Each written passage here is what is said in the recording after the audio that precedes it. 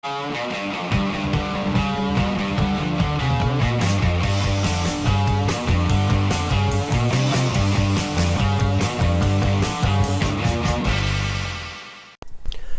video we start with a hydration chart. Am I hydrated? Aim for clear urine at least 10 times a day. Eat a diet rich in fresh fruits and vegetables. Drink a quart of water before meals. Thank you.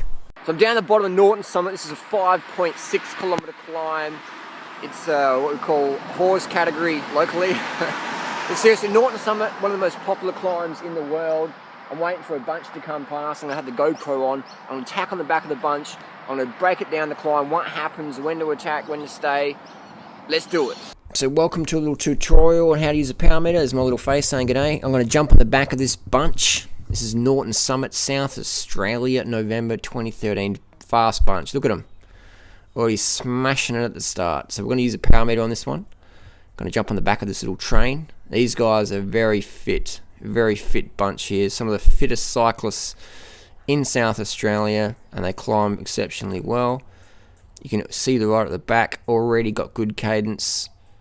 Good cadence, very fast bunch. We're zooming up this climb. This climb's about 5.6 kilometers long. It's around 5-6% gradient, and it's called Norton Summit. So I'm sitting on the back here, got the GoPro camera on. I'm riding my Giant TCR. I've got a Stages cycling power meter fitted, and I'm using my Garmin 800 to record the data. Now I'm sitting off the back here. Ideally, I should be right up there, but I'm just checking out the camera, saying g'day again. So the guys are pushing a little bit too fast, I think, on this section. The wattage was a bit high. Ideally, for a better pace climb, you want to drop it back and have an even split. So we're doing I'm doing 400 watts here approximately. Sitting about 400 watts, and I'm 66 kilos. So definitely, these guys are going too fast for a really good time up here.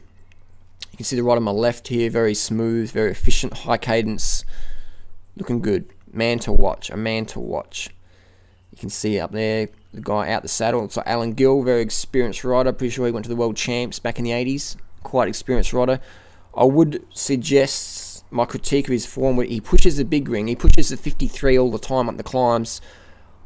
I would like to see him spin it more, and he would, in my opinion, get more power to the rear wheel. Because right now he's torquing the cranks, but he's not getting the power because his cadence is still a little bit too slow, I feel. That's my suggestion there, but if Al got a Stages power meter on his 9,000 cranks, he would be able to see what I mean. The guy in front of me, directly in front of me, high cadence there, looking good, looking good. Another good ride. All these guys are very fit, exceptionally fit athletes. There's not many people that can go fast than a lot of these guys up climb. You can see this guy here on the right. He's coming back. He's on the Cannondale Evo. Quite a large chap, but he has an extremely large cardiovascular system, you can tell, because he's quite heavy, but he's still keeping up with us. He's still putting out the power. So his cardio system is quite impressive. You see on the left here, we're passing some cyclists. We're past them like they're standing still. That's what I mean. These guys are fit. This is a fit bunch. If you want to get fit, you got to train with fit riders, 100%. You're not going to get fitter hanging out with people you can beat. Passing more cyclists. Look at them. It's like they're standing still. So we're just zooming past. Ideally, I should be closer drafting, but I want to get the good camera view. This hill today, good conditions, not much wind, so pretty good conditions for a fast time. And now the pace is starting to get a bit more frisky. Some of the guys up the front are getting frisky. They're getting excited. The first hairpin's coming up, and now you can see the pace line is going into single file. That's how you tell a bunch is going fast. When riders are two abreast, they're going easy. When it's single file, it's all out. It's strung out. So this is good training. This is awesome training. This is what I live for. It's really good fun. Good workout in the fresh air. Look at those trees, all that fresh oxygen. It's fantastic. In the Adelaide Hills, best training grounds on earth. So you can see the rider on the back there, still good cadence, very smooth, relaxed upper body, good breathing, good cadence. The man to watch, in my suggestion. The big guy is still doing well. He's probably doing the best out of anyone. I'd say his cardio system would be the best out of all of us, because for him to be able to push that much mass up a hill, for so long, that indicates an extremely advanced cardio system. So if you got him on the high carb vegan diet and he lost 30 kilos, he would be just incredible, just insane. So he's obviously gifted with some good genetics, and he also knows how to push himself. So that's a good suggestion. And that's the beauty of the power meter. The power meter doesn't lie. So I can be looking down at my watts and looking at someone else and going, wow, if they lost a few kilos, they would be fucking stomping it. So the power meter is the only way you can accurately assess your performance. Heart rate doesn't matter. Average speed means fucking nothing, because you can be tailwind, headwind, whatever. Average speed means nothing at all. Heart rate shows you how you're responding. Power actually shows you what you're fucking doing. So power is the most accurate thing for a cyclist to use to show them, what am I doing? What am I doing? What have I done? Am I getting fitter? And what do I need to do to get fitter? So I'm looking at the wattages here, and we've dropped it down to about 300 now. It's pretty good watts. I'm still sitting on the back. The pace is still going well, so I'm happy to sit here on the back, just watching things unfold as they are. We're about just over a third of the way up the climb, and you can see up the road there's two riders that have just attacked. They've just attacked. We'll see that in a second, but you look up the road, in the middle of the screen, there'll be two riders that have attacked. Now I'm happy for them to go away, because the wattages they would have to push, see there, they've attacked up the road. There's two riders up there, and then we're passing more riders here on the left. Look at them, we're passing like they're going still. This bunch is fit. These guys are fucking fit. So there's two riders have attacked. I'm happy for them to go up the road, because I'm looking down at my power meter and I know that the wattage they're putting out is not sustainable. So they're going to come back to us. See, there you go, around the hairpin there, the two riders up the front. The watts they're pushing is too much. They're going to come back to us. So we're going to let them out there, just sizzle a bit in the fry pan of no man's land. Just let them sizzle a bit. Just get them out there and sizzle their little legs with lactic acid. Just marinate that lactic just off the front, guys, up the front. That's the beauty of the power meter, is I know it's impossible for them to stay out there for that long at that wattage. It's just not going to happen. And here we have a little acceleration. The little bunch is getting frisky again. The big guy here on the Cannondale, look at him. He's a big guy. He's a big lad. But he's got an incredible cardio system to be able to ride with us. We're almost 7 minutes in the climb. He's still there. He has an extremely advanced cardio system. If this guy lost 30 kilos, he would be fucking just... It would be insane. So he's obviously gifted with extremely good genetics and has an extremely high pain tolerance. Fantastic effort by this guy. I'm not sure what his name is, but he's on the Cannondale Evo, and he's doing really well. He's about to pop off the back, but he's done very, very well. To be able to stay this far at this wattage indicates very advanced fitness. Very advanced fitness. And we can see here the pace is about to... There's a motorbike there. 2 motorbikes. 3 motorbikes. You see the cadence of this rider in front. This is Alan Gill, the Maverick Ceriums. That cadence for me, a little bit slow, a little bit too low. He's losing power, but he's getting the torque. I would like to see the cadence up a bit, around 80. My cadence for this climb was 98. So when you have a low cadence of around 70, which I think ours is 60, 70, then your legs just get really... They fatigue quicker. So spinning's the go. The pace, you can see the riders up the front getting frisky again. This guy, Cannondale man, is about to lose contact. So we're going to move around him. And we're going to move up. Now the pace is getting a little bit higher now because the guys are getting frisky. They can just bring these guys back. But there's no need to get too frisky because those guys are going to come back on their own accord. And now he's an acceleration. The tip for climbing fast is not to accelerate. The tip for climbing fast is to hold the same wattage. But these guys don't have power meters on, they're getting frisky, they're riding with emotion. So they put in a massive surge, and this is not the way to ride fast. The way to ride fast is smooth. But that's fine. This is all training. This is excellent training, bit of a surge here. So I'm banging out around 550 watts here to get back on these guys. They're sprinting up the climb. Sprinting. Powering up. But it's not good for fast times because you build up lactate. So we're back on the train again. Now we've got a few riders here. They're trying to bring back the other guys. But now what's happened is the wattage has dropped back. But everyone's got their legs full of lactate. So what would have been a smarter move is if we just rode to power and just kept it constant instead of yo-yoing the pace. But because these lads don't have power meters, all they can do is ride to emotion. And if you ride to emotion, you're always going to ride slower because you're going to push too hard. You're going to push too hard and then you're going to have to slow down to recover. With power meter, you can pick your number and just fucking hold it.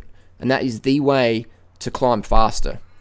That's why if all these guys had power meters on, they'd be shaving at least a minute off their Norton Summit time because they could just ride to power instead of riding to emotion and getting excited and attacking and slowing down and attacking and slowing down and just getting to the top of the climb with lots of lactate. So we're 10 minutes in, about 5 minutes left in this climb. The pace has slowed down again. Some guys are going to come back on me in a minute, but we're making a little bit of ground on the two escapees. And I'm happy with the power we're putting out now, so I'm going to sit back here and just watch it. Just sit back here and just chill and enjoy. The guy in front of me here on the Colinago, good cadence, pretty smooth pedaling of style. All these guys are pretty smooth. All these guys are very experienced. Many years of cycling in their legs. Very experienced. We're about to pass another rider on the left. This guy in the red must be thinking, those guys on EPO. Look at them. They're zooming past. So you can see here the riders here. Good cadence. Smooth cadence. Smooth pedaling action. Doing well. The guy on the front there, he was on the back at the start. Again, the man to watch. Very smart rider. But he's thinking, alright guys, I'm going to set the pace and I'm going to ride up here. Going to ride it up here. So all these guys on fancy bikes, nice bikes. Norton Summit, Adelaide, Australia. One of the most popular climbs in the world. Temperature, it's about 15 degrees Celsius. And we're approaching the last hairpin on Norton Summit. Zooming around. It flattens off a bit here. And the speed goes up. You can see the cadence going up a little bit there. The last hairpin. This is where normally it gets pretty feisty. People get pretty frisky. Get excited because the last few minutes are approaching. So we're riding along here. The two guys, the two escapees, are still up the road by about 15 seconds. But they're starting to fade because the lactate is starting to marinate in their muscles. The mitochondria efficiency is going down. Oh, here we go. Look at this. Little Chris Froome attack. Little sneaky one. He's sitting in the saddle, just zooming up. I'm on about 700 watts here trying to get him. He's zooming up. Look at that Chris Froome attack in the saddle. Very sneaky. Just right off the front. High cadence. About 120 cadence, 700 watts. Look at that. Just zooming up. Zooming up. Chris Froome style. Very sneaky. That's a good way to attack, is in the saddle. It's very deceptive, but it's very effective, very efficient. Look at that. We're zooming up here, and on the brakes. Back on the tail of the two escapees. Passing a right on the left. So now we're back with our two escapees. That was a quick bridge across to the breakaway. And now I can see the wattage is dropping right down. Because this guy here, he's a bit taxed, he's a bit gassed. Because his wattage was too much. Doing 700 watts at around 60 odd kilos, that's too much to bridge a gap. You're better off sitting around maybe 450. Really. You're better off sitting probably around 350 and just cruising. So the pace is dropping down. I can sense everyone's fatigued. This is the time for me to say, guys, it's been nice riding with you, but I've got to get to the start line. I've got to get to the finish line, rather, and I've got to get there first. And no one's coming with me. So, so I can see the wattages coming down. The guys are getting fatigued. And now it's time for me to say, sayonara. Sayonara, fellas. It's time to go to the finish line for the Strava UCI points. So now I'm sitting on about 400 watts. I know I can hold this for a few minutes, and I know no one else is going to be able to hold it with me. So I'm just going to sit on this wattage. I'm not going to accelerate. I'm just going to hold it here. Just holding the wattage. And I notice that one guy is actually on my wheel. He's on my wheel now because I've got a little mirror, I can tell. So he's on my wheel. He's coming up. And he's catching me. He's on my wheel now. And I'm thinking, all right, I'm just going to hold the watts. And I'm going to let him come around me shortly and just see what condition he's in. I'm going to listen to his breathing. I'm going to look at my wattage. And I'm going to be able to estimate what wattage I have to do to make sure I get to the finish line before him.